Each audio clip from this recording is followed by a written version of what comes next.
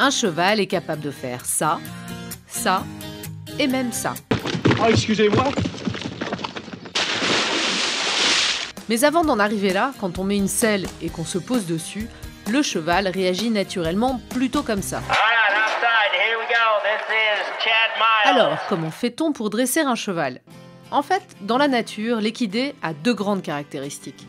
D'abord, il est peureux, comme une proie, il a envie de fuir devant le danger, mais il a également ce qu'on appelle l'instinct grégaire, c'est-à-dire qu'il aime vivre en groupe, il a besoin de relations sociales.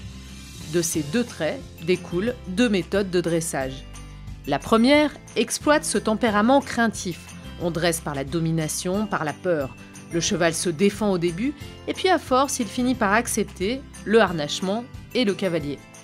Sauf que ce cheval-là ne saura pas faire grand-chose. Il peut même en ressortir traumatisé. Battu, certains deviennent extrêmement peureux, agressifs ou même rétifs. Ah, allez, sac à puce, avance! Mais ça, c'était avant.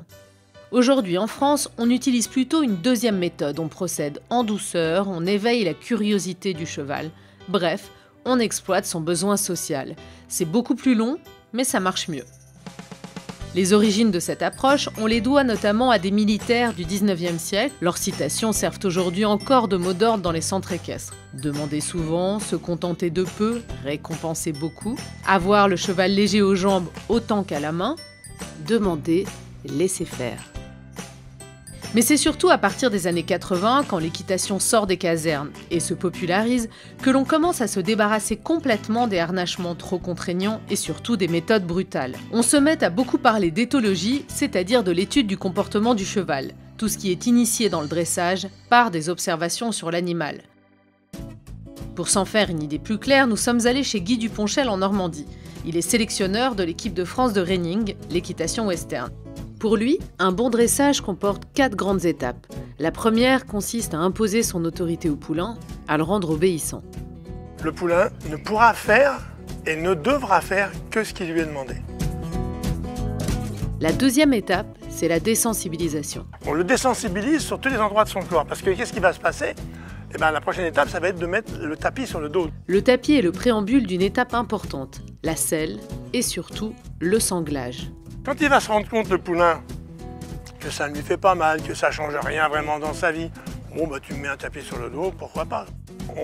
On amène cette petite compression tout doucement, et on regarde l'œil de son cheval, on regarde ce qu'il fait, comment il réagit, et les oreilles, tout ça, ça parle, c'est qu'il dit qu'est-ce que tu me fais, qu'est-ce qu'il y a, ça me gêne pas, il faut toujours regarder la lecture de son cheval. Le cavalier doit préparer le cheval au fait d'être monté.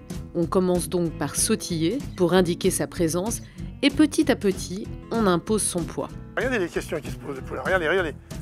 Qu'est-ce qui se passe? Alors maintenant, elle se met un peu en sac à patates, on va dire. C'est-à-dire qu'il y a le poids. Là, le poids, il n'est pas réparti parce qu'il est très à gauche, mais déjà, il y a le poids. Voilà, on caresse toujours, tout va bien.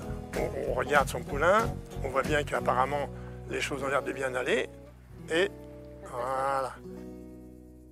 Il ne faut pas oublier que les résultats dépendent bien évidemment du cheval, mais aussi de la patience du cavalier.